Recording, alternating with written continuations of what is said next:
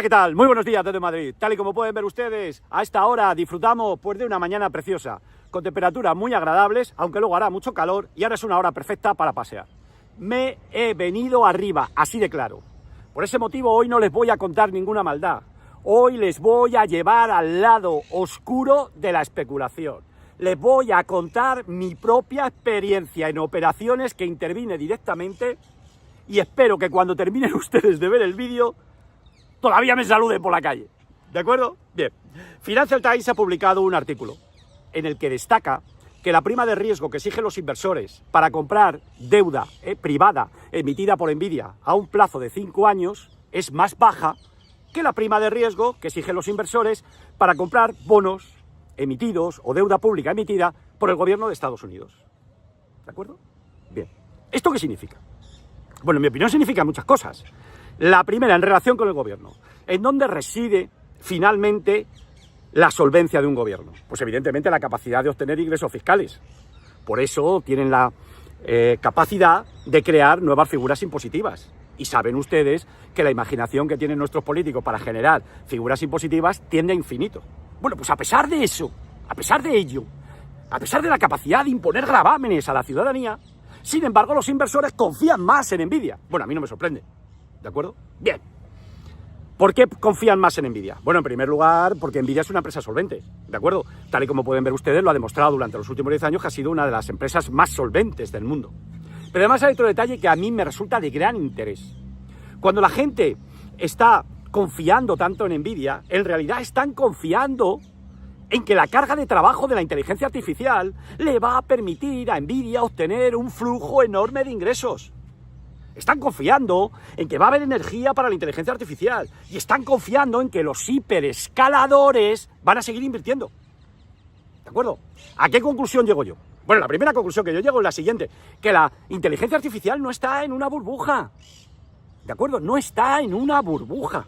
Yo creo que va a generar va a ser un milagro de productividad y va a generar una gran cantidad de ingresos para las empresas que la adopten, porque no les queda otro camino que adaptarlo. ¿Y esto a efectos bursátiles qué significa?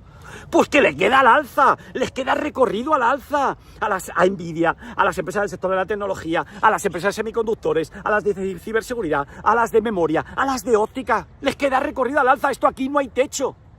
Es más, cuando oigo a la gente insistir en que estamos en una burbuja, incluso se burlan, yo lo utilizo como teoría de la opinión contraria, ¿de acuerdo? Y prueba de ello es que si ustedes consultan los gráficos, verán que se encuentra una clara tendencia alcista. Incluso Palantir.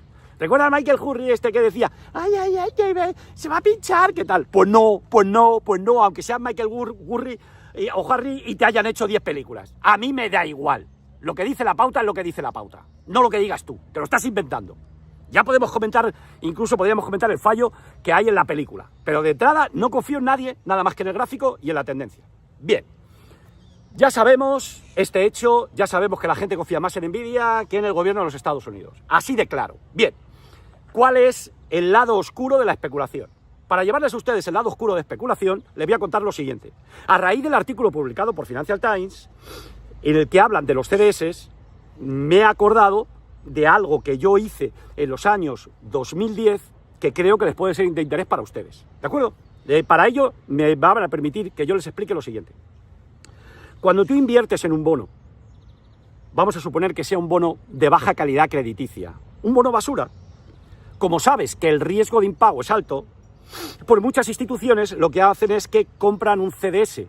Un CDS es un instrumento que se denomina Credit Default Swap. Y en realidad lo que es un seguro de impago. De tal manera, yo compro 100 millones de bono basura y cubro el riesgo de impago del bono comprando un CDS, contratando un seguro de impago, ¿de acuerdo? Para que ustedes hagan una idea. Si el bono que yo he emitido son 100 millones y yo quiero cubrir 100 millones, vamos a suponer que me cuesta 2 millones. Pero como estoy suponiendo que la operación es a 5 años, que el bono vence dentro de 5 años, son 2 millones por 5 años. Luego tendré que pagar 2 millones al año. En total, 10 millones, para hacerlo fácil, ¿de acuerdo? Al vencimiento pueden pasar varias cosas. Que el emisor del bono lo pague. Bueno, entonces he perdido el importe de la prima. Perfecto. Que el emisor del bono al vencimiento no lo pague. Y entonces lo que hace es el emisor del seguro me paga a mí. y quedó cubierto. Pero hay un detalle que me gustaría que ustedes tuviesen en cuenta, porque aquí viene el lado oscuro, ¿de acuerdo? Yo, como especulador de bien, puedo comprar el seguro de impago sin haber poseído o sin poseer el bono basura, ¿de acuerdo? De tal manera que yo puedo especular en los seguros de impago. ¿Les queda clara la idea? En vez de invertir 100 millones, voy a invertir en 5 años 10. Y yo puedo especular. Bien. ¿Por qué esto es tan importante? Pues os lo voy a contar a ustedes. Cuando llegamos al año 2008, o antes de llegar al año 2008, ustedes saben perfectamente que la política monetaria era expansiva. Había una gran cantidad de liquidez en el sistema. ¿Y eso qué supone? Bueno, pues si hay una gran cantidad de liquidez en el sistema, las primas de riesgo caen. ¿Por qué? Pues porque hay mucho dinero.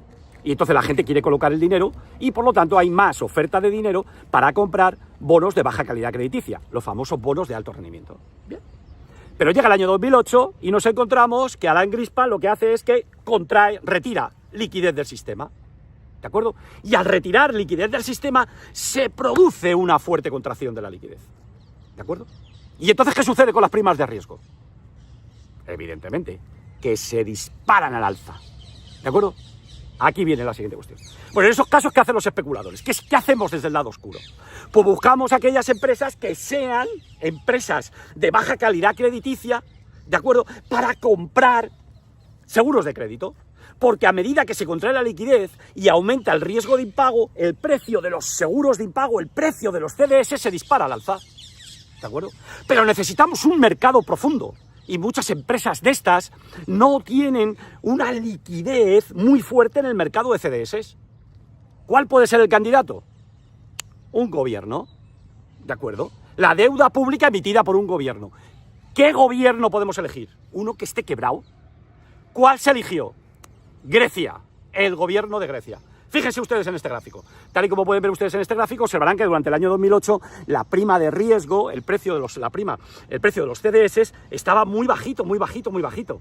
Pero ven ustedes cómo a partir del año 2008, ven ustedes que desde junio de 2010 hasta prácticamente febrero de 2012, ven ustedes que alcanzó los 7.000 puntos. Yo viví aquella época en los bancos. No había liquidez, nada más que hacían buscar operaciones para obtener liquidez, a la vez que estaba viendo que las primas de riesgo se estaban disparando. Y sabíamos que las cuentas que había presentado Grecia a la Unión Europea eran basura, estaban manipuladas, porque nos lo estaba diciendo la tendencia alcista de la cotización de los CDS, tal y como pueden ver ustedes ahí. Y cuando llega el 2012, ¿qué pasa? Bueno, cuando llega el 2012, Grecia cambian de ministro de Hacienda, ¿de acuerdo? ¿Y eligen a quién? Bueno, al Varoufakis.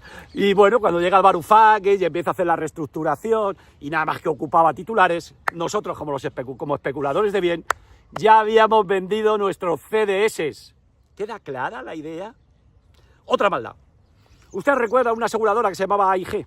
AIG empezó a emitir una gran cantidad de CDS, ¿de acuerdo?, para proteger de préstamos del sector inmobiliario. Entonces había mucha gente que compraba CDS emitidos por AIG. Pero hay una cosa que deben ustedes tener en cuenta. El volumen de CDS que se pueden emitir no tiene límite. ¿Y qué hizo AIG? AIG estaba convencida de que no había burbuja inmobiliaria, que emitió una enorme cantidad de CDS. Y cuando se pinchó la burbuja inmobiliaria, esos CDS empezaron a subir. Y además fue tal que AIG no pudo hacer frente al seguro.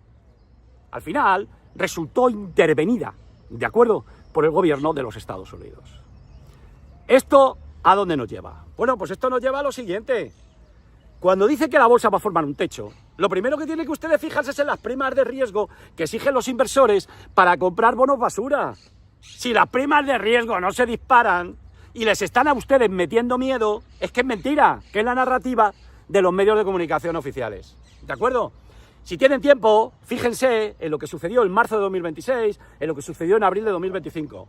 No iniciaron el precio de los CDS una tendencia alcista. Las primas de riesgo de los bonos de alto rendimiento no se disparó. no inició una tendencia alcista. Luego todo lo que estaban contando y el miedo que nos estaban metiendo era mentira. Bueno, yo le dejo todo esto a ustedes aquí para que mediten sobre ello, ¿de acuerdo? Y espero que se familiaricen con los CDS, Credit Default Swap, que en definitiva son los típicos seguros de pago. Adiós, hasta luego y buen día.